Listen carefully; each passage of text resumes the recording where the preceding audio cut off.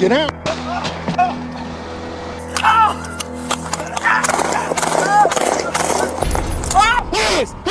Hands! Don't you fucking move! Hands up!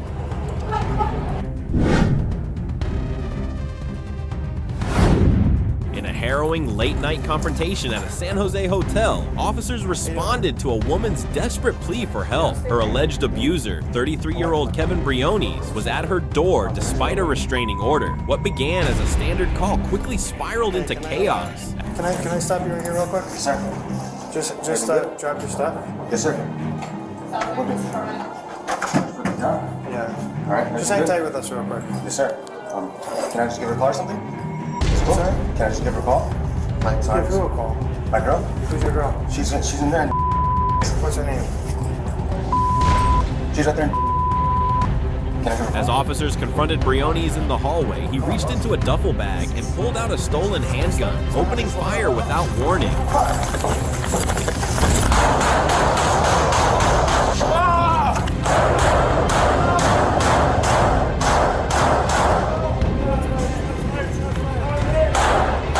Gunshots erupted through the narrow corridor as Briones fled, firing wildly at officers while they returned fire. Shots fired! Shots fired! Shots fired! 6603. Where are you shot? What? Oh God, I can't move. The chaos peaked when Briones smashed through a third-story window and plummeted to the ground below. Bleeding and armed, he tried to escape again, but was quickly found hiding nearby. You got eyes on his right hand? Hey, hold, everybody hold. I got rifle, I got lethal. Hey, stay lethal on that side. Hey, I got hands, Stop, hold. I'm gonna go less lethal. I'll go less lethal, I got less lethal. Ready? Okay, move up. Get the fuck on yourself. Don't you fucking move. Stop fighting us. I'm not there. Stop fucking fighting. I'm not fighting you. I'm not fighting, sir. I'm not fighting, sir. Two officers were injured, one critically, and Briones himself was taken into custody with life-threatening injuries. Inside the room, officers discovered the terrified woman and her 3 young children hiding. Briones, a convicted felon with active warrants and a violent history, now faces a long list of new charges. In the early morning darkness of September 14, 2022, a seemingly routine traffic stop in Rusk County, Texas, escalated into a deadly encounter that left 1 man dead and a community searching for answers.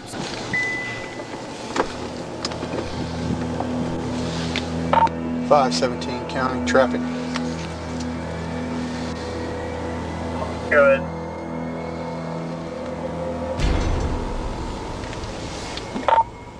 Yeah, I'm just going to be off of 64 west of Bunny's on near 4125 on a paper dealer tag 010322. Actually, that's the date. It's an out-of-state tag. Union David 5713. It's going to be a maroon Nissan Altima occupied. One time, it looks like.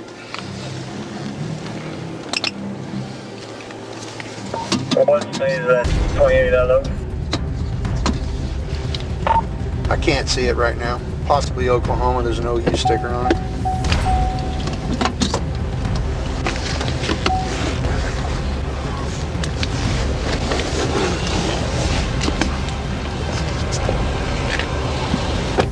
Deputy Shane Iverson pulled over 29-year-old Timothy Michael Randall near Highway 64 after allegedly witnessing him run a stop sign, an accusation Randall immediately denied.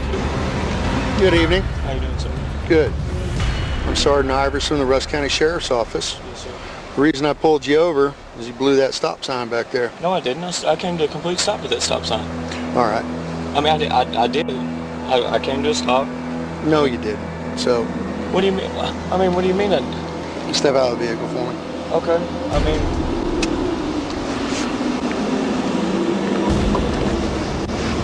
Can you show? I mean, can you show me that I Step out of this. Okay. Body cam footage begins as Iverson calmly instructs Randall to step out of the vehicle. At first, Randall complies, but tension builds rapidly when the deputy attempts to place him in handcuffs.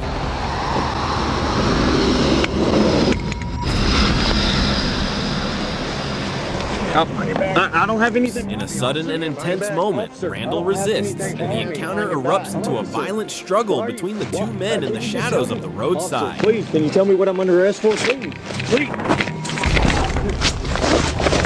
Oh, please. Get out. As the physical altercation unfolds, officials claim Randall made repeated movements toward his waistband, prompting the deputy to suspect Randall might be reaching for a concealed weapon. Within seconds, a single gunshot rings out. Deputy Iverson fires one round, striking Randall under the arm. The bullet tears through his chest, destroying his heart.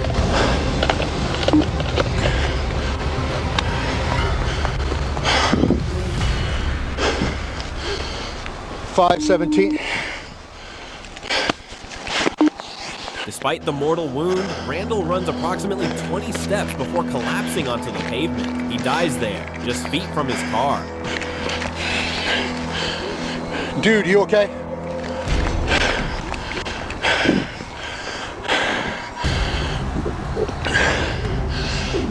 .517 County. Hey, I need an ambulance. Call everybody. I've got a shooting. Hurry up, I need an ambulance. I can't get out of my radio. During the pat-down and subsequent investigation, what the deputy initially feared was a small firearm turned out to be a pipe concealed in an eyeglass case. Authorities later stated that Randall had attempted to conceal contraband and that his movements were deemed threatening. The aftermath raised far more questions than answers. In October 2023, more than a year after the incident, Randall's mother, Wendy Tippett, filed a federal lawsuit alleging wrongful death and civil rights violations, igniting public debate about whether deadly force was justified or avoidable. The footage paints a chilling picture of how fast a situation can spiral out of control. A calm conversation turned fatal in mere seconds. The shooting continues to draw scrutiny, not only because of the conflicting interpretations of Randall's actions, but also because of the irreversible finality of what happened that night. For those who knew Randall, it was a tragedy. For the deputy, it was a split-second decision made under pressure. For the public, it's another haunting reminder of the razor-thin line law enforcement walks between control and chaos. Late on a cold December night in Strasburg, Virginia, a routine 911 call turned into a violent and chaotic life-or-death struggle. Officers were dispatched to a Ramada hotel after 40-year-old Melissa Tompkins was reported acting erratically and tearing through property.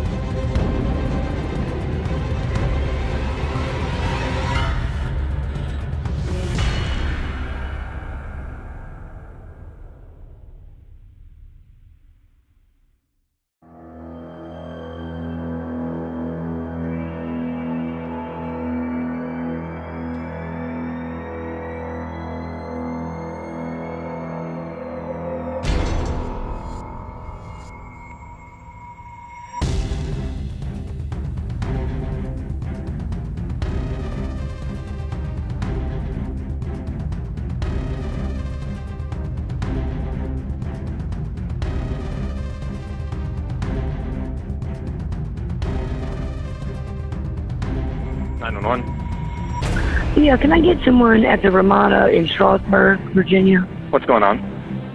Okay, I work here, and I step out front to smoke a cigarette. I go back inside, and I see what looks like somebody's clothes in the lobby. Well, I go behind the desk, and there's somebody behind the wall in there throwing things. And I'm scared to go behind that wall.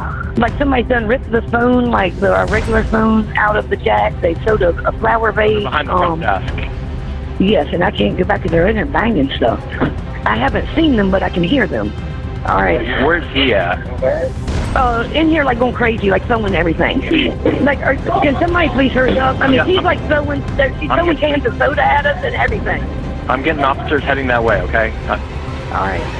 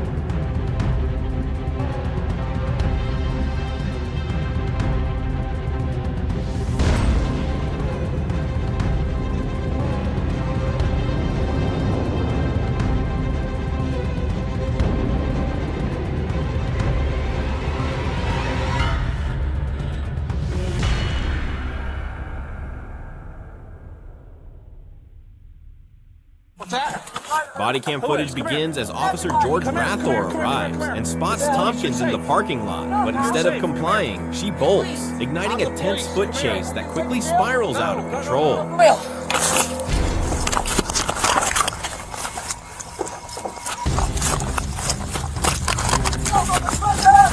Come here!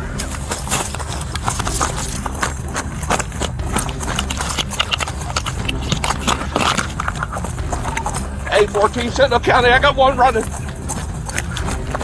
Copy, one on 816 direct.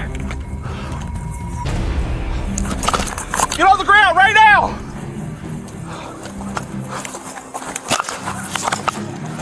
Running towards the front of the Ramada. 814, can you advise location? We're back at Cape Baton, running towards the front of the Ramada. Back at Cape Baton, running towards the front of the Ramada, 22. Even after being hit with 2 taser cartridges, Tompkins fights back, ripping at the wires and closing in on the officer. The situation escalates as she grabs Officer Rathor's police radio, wrapping the cord around his neck in a desperate and violent attempt to overpower him. Don't! Stop it! I don't want to shoot you! Don't, man. I don't want to shoot you! I'm wrapping this bitch. Swear to God.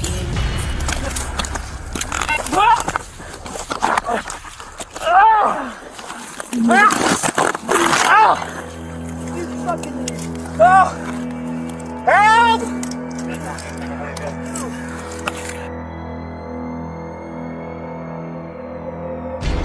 Help!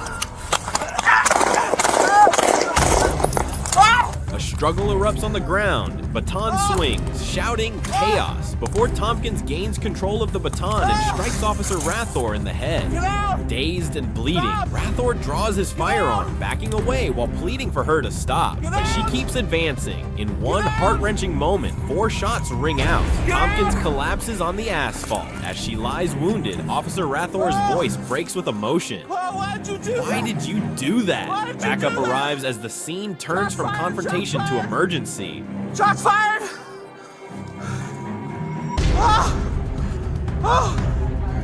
Put your gun away. Oh, okay. Come back here. Why did you make me do that?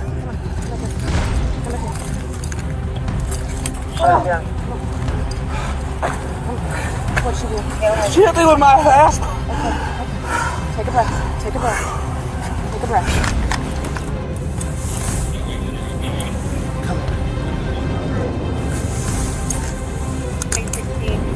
825, 3 shots fired at the female. He was hit in the head with the gas. 10-4, 3 shots fired at the female. I'm direct. I'm making super left. Is she breathing? Come on, come on. Keep showing progress. Come on. Keep showing progress. Come on, stay with me. Stay with me. Stay with me. Stay with me. Why did she make me do that? With Officer David Rhodes performing CPR for over 6 agonizing minutes. Officer Hager soon joins, but despite their efforts, Tompkins succumbs to her injuries at the hospital. Hotel surveillance footage later reveals her disturbing behavior before the shooting, ripping out security monitors, ransacking offices, and fleeing through a window. What began as a strange disturbance call ended with deadly force and haunting questions. How did it come to this? And what more could have been done to stop it? What began as a violent shooting in broad daylight quickly evolved into a high-stakes pursuit through the streets of Atlanta, putting police and bystanders on edge as officers hunted down 4 armed suspects fleeing in a sleek blue Tesla. On June 12, 2024, just after 5 p.m., Atlanta police responded to reports of a shooting on Joseph E. Lowry Boulevard. Witnesses and evidence quickly pointed to a Tesla occupied by 4 young male suspects as the getaway vehicle involved in the crime. As tension gripped the area, officers from Zone 5 began scouring the surrounding neighborhoods. Not long after, Zone 5's field investigation team spotted the matching vehicle near 10th Street and Techwood Drive. The call for backup was immediate. Zone 1 and specialized ACE units closed in, with eyes in the sky from the APD air unit tracking every move from above. Coming up the Oak. Long lanes of travel. Gonna be going 70 plus. Still on Whitehall.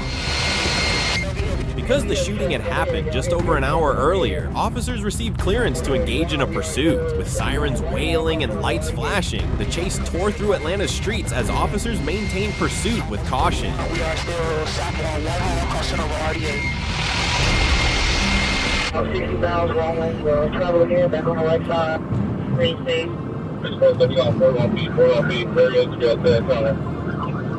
Okay, light traffic over here. 41 team, Marietta Pitchman. Hey, just crossed over lead. Still on Whitehall, you got heavy. Switch to the other zone. Phoenix should be the only one talking on this radio. Alright, we're still on lead. Ooh, 41, spinning out. Suddenly, the suspect driver lost control of the Tesla, bringing it to a disabling halt. Right on lead, he just gained control, regained control. Continuing on lead, the vehicle is slowing down. Still with it. Just stopping in the middle of the intersection. The vehicle has stopped. On the Lee and Oakland. Lee and Oakland, you got a driver. Run it out, I'll stay with it. What followed was a flurry of decisive action, while 2 suspects remained in the vehicle and were immediately taken into custody.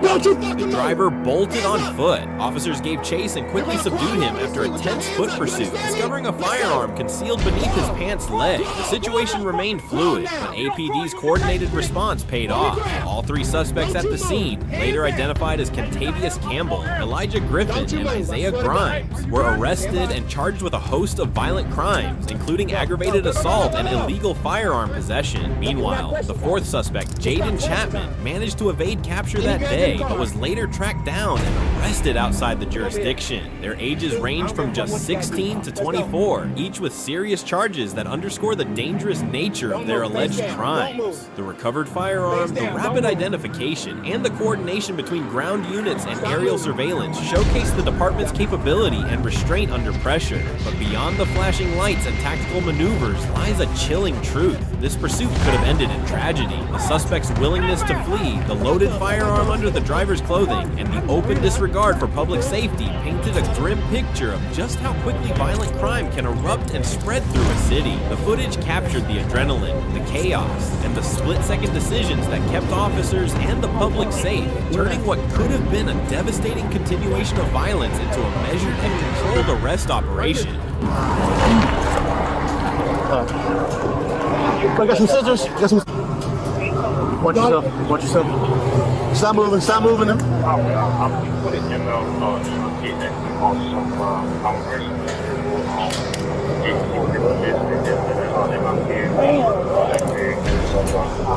He's good. He's good.